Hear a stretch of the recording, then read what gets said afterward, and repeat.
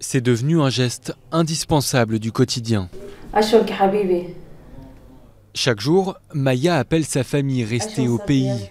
Son pays, c'est l'Irak.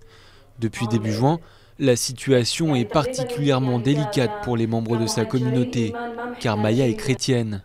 Les djihadistes de l'État islamique, qui ont pris d'assaut des zones entières de la région, ont poussé ses proches à l'exil. En prenant le contrôle de la ville de Mossoul, l'État islamiste a menacé de mort tous les chrétiens qui refusaient de se convertir. Depuis la France, Maya, son oncle et sa tante sont impuissants et voient disparaître les terres de leurs ancêtres. La dernière fois que j'ai parlé à mes proches, ils m'ont dit qu'ils n'avaient plus le courage de retourner chez eux. Ils avaient même envie de quitter l'Irak pour de bon.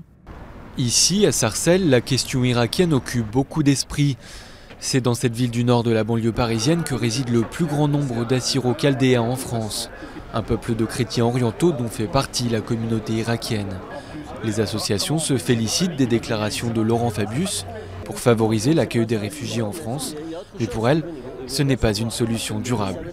Nous sommes inquiets parce que cela peut faire le jeu des djihadistes qui cherchent justement l'épuration ethnique et religieuse.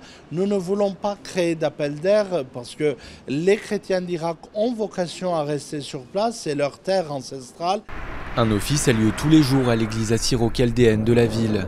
Ce dimanche, les fidèles sont venus en masse, tous préoccupés et déconcertés par la situation. On en a déjà assez souffert avec les autres guerres, pour en souffrir encore aujourd'hui, et surtout à cause d'une religion encore, je trouve ça encore pire.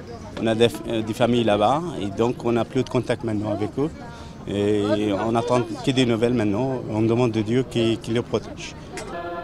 Dans l'inquiétude permanente, Maya et les siens continuent de prier pour leurs proches et pour que la présence de leur peuple sur les terres irakiennes ne devienne pas qu'un souvenir de l'histoire.